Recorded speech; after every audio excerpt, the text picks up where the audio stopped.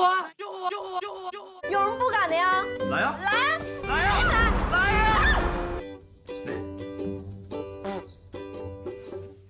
Shao जी wish मांग के अपने भाई से जान तो छुड़ाना चाहती थी, लेकिन जल्द ही उसे एहसास होता है कि ऐसा करना सही नहीं होगा। पर हमें डर इस बात का है कि कहीं आगे चल के ये विश पूरी ना हो जाए।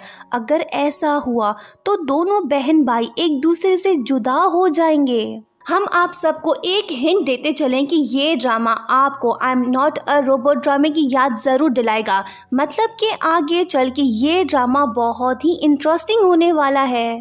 फ़र्क सिर्फ इतना है कि I am not a robot में हमें लव स्टोरी देखने को मिली थी और यहाँ पे हमें फैमिली फीलिंग्स देखने को मिलेंगे। शूफू की एक विश तो पूरी हो गई है, बेचारा मीटियोराइट ज़मीन पे गिर चुका है। नेक्स्ट डे जब वो स्कूल जाता है तो वहाँ पे मैनेजमेंट अनाउंस करते हैं कि मीटियोराइट गिरने की वजह से रेडिएशन फैल गई है, हम क्लास को एक हफ्ते के लिए ऑफ कर रहे हैं। ये सुन के शूफू बहुत खुश होता है क्योंकि वो यही तो चाहता था। लेकिन कुछ ही देर बाद स्कूल इंतज़ामिया की तरफ से एक और अनाउंसमेंट होती है। क्लासेस तो नहीं होंगे पर अब सभी स्टूडेंट्स को मिलिट्री ट्रेनिंग करनी होगी। शूफू ने विश माँ के मीटियोराइट को कत्ल तो कराया पर उसके हाथ कुछ ना आया। सभी स्टूडेंट्स और ज़्यादा जलील होंगे।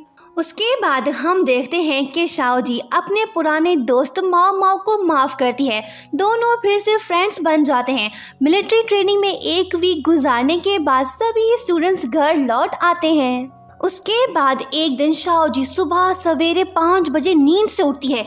इतनी जल्दी उठने की क्या वजह हो सकती है? कुछ देर बाद हम देखते हैं कि शाओ जी अपने फ्यूचर के बारे में प्लानिंग करने लगती है। वो सोचती है कि अगर मैं आज से डाइटिंग शुरू करूं और रोज़ एक्सरसाइज करूं तो मैं बिल्कुल फिट हो जाऊंगी। जो कोई मेरी फिटनेस को देखेगा वो बेहोश हो जाएगा। मूवी डायरेक्टर्स लाइन लगाए मेरे घर के बाहर खड़े होंगे। देखते ही देखते मैं सुपरस्टार जाओ लूसी बन जाऊंगी। पढ़ाई में भी मुझे आगे जाना है, क्लास में भी फर्स्ट आना है। मैं रोज़ 12 घंटे पढ़ूंगी। शाओ जी 1-2 घंटे ख्याली पुलाव सोचने में ज़ाया कर देती है। वो 5 बजे से जागी हुई है पर उसने कुछ किया नहीं, सिर्फ सोचती रही कि मैं ये करूँगी, मैं वो करूँगी। 2 घंटे बाद उसे याद आता है कि मुझे तो पढ़ना था।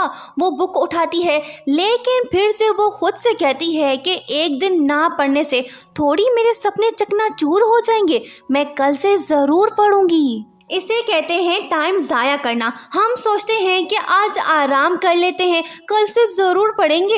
ऐसा करते करते एग्ज़ाम्स नज़दीक आ जाते हैं जिसके बाद हम और ज़्यादा परेशान होते हैं। आप कमेंट करके बताइए क्या आपने कभी ऐसा किया है? बहरहाल जब शूफू नींद से उठता है तो वो अपनी बहन को पढ़ते देख हैरान होता है और उससे कहता है कि तुम्हारी खोपड़ी में 20 मिनट से ज़्यादा कुछ बैठता नहीं तो इतनी मेहनत क्यों कर रही हो?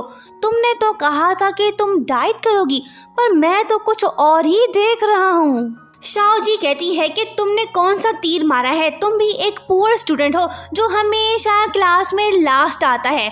ये बात सुन के शूफू थोड़ा गुस्सा होता है और कहता है कि तुमने क्या कहा, फिर से बोलो।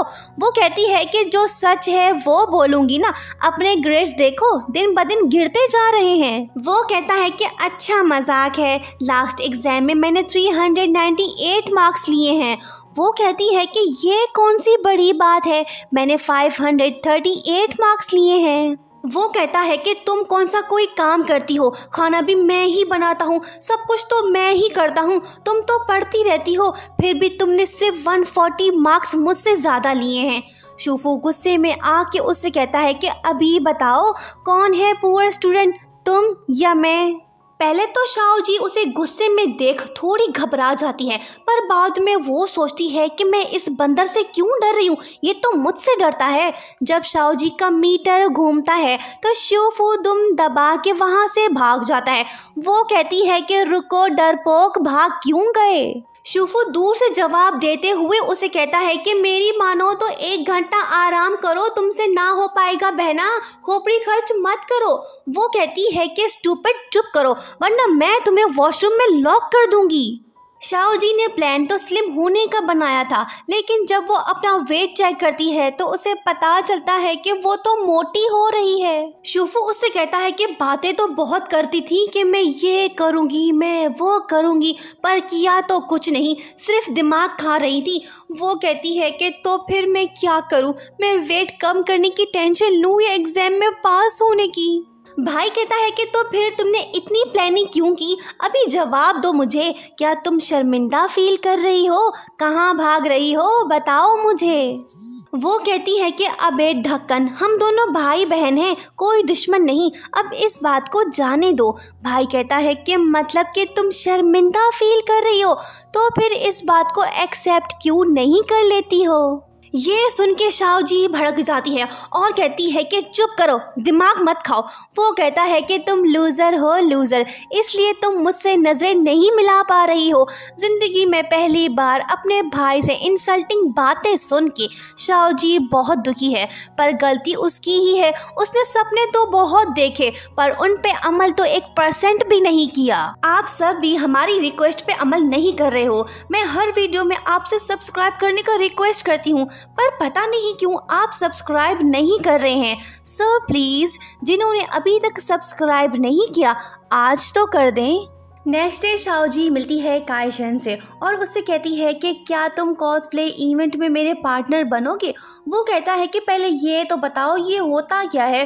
वो कहती है कि बस हमें ऐसे कपड़े पहनने होंगे जिसमें हम एलियंस या विच दिखें। वो कहता है कि ओह ये तो अच्छी बात है, ओके डन। शाओ जी हाँ सुन के हैप्पी होती है, पर काइशन उससे कहता है कि तुम्हारा भाई भी चलेगा, वो लेजेंड ऑफ ज़ोरो बनेगा।